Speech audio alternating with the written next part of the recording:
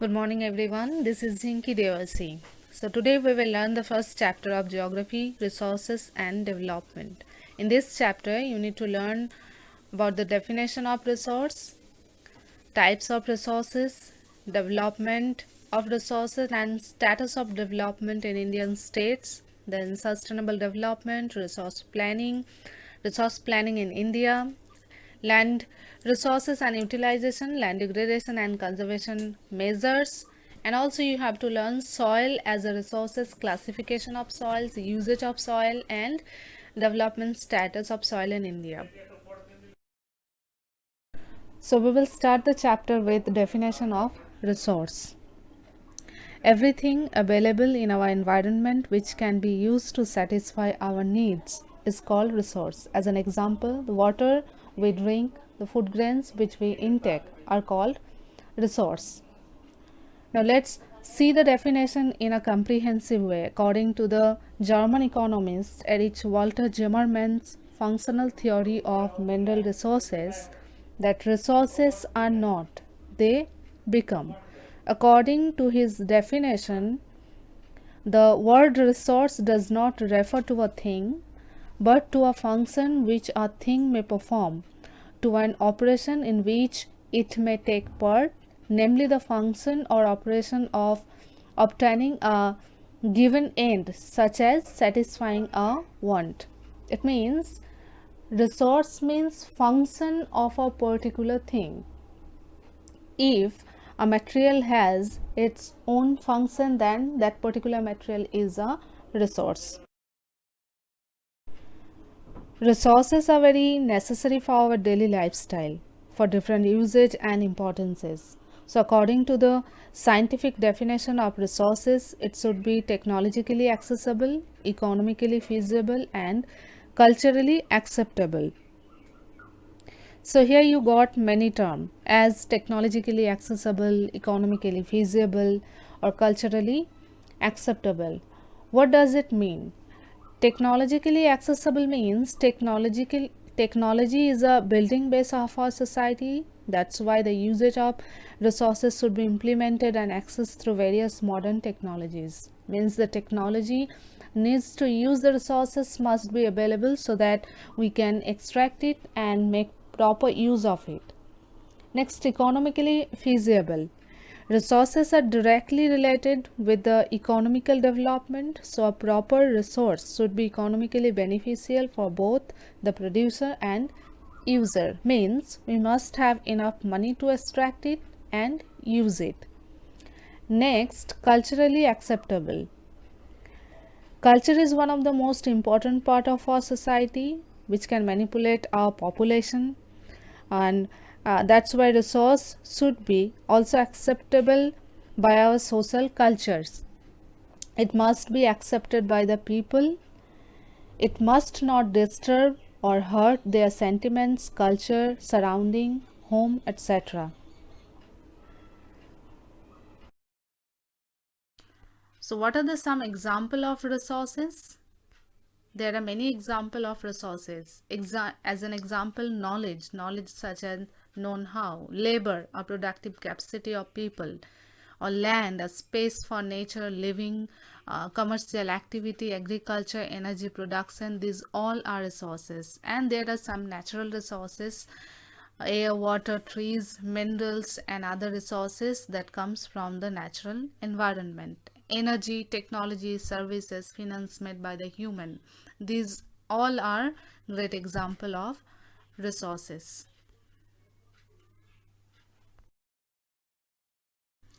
Here on your book you can see a diagram which shows interdependent relationship between nature, technology and institution. Nature means physical environment.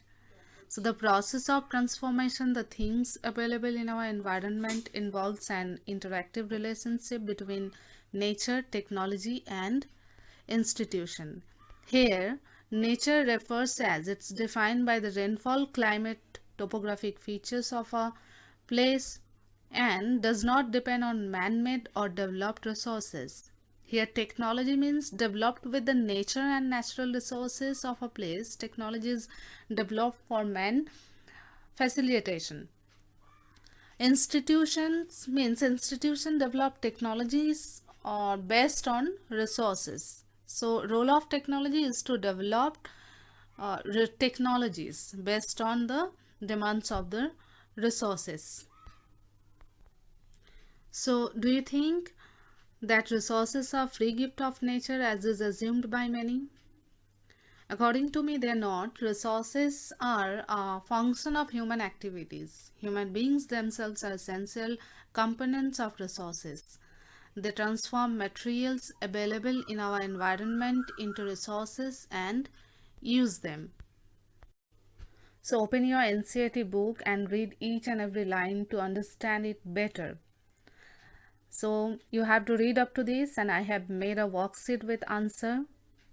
So what you need to do, you need to copy the questions and answer in your notebook, and when your school will reopen, you have to submit it to your subject teacher. Now let me explain the questions with answer. The first question is define resource. A stock or supply of money, materials, stuff and other assets that can be drawn on by a person or organization in order to function effectively. And the second question is, what is the role of human beings in the development of resources? So the role of humans in the development of resources is to support organizational goals. Human beings are also considered to be resources because it is the ability of humans what helps to change the gifts of nature into valuable resources. Human beings are considered as special resources.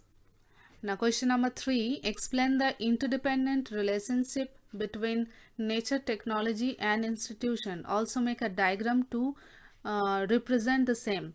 So I have already given the diagram on the video, or you can take the help of your NCERT book. In the first page you will get the diagram. The diagram a triangle which shows the interdependent relationship of nature, technology and institution with human being. So there is an interdependent relationship between nature, technology and institution.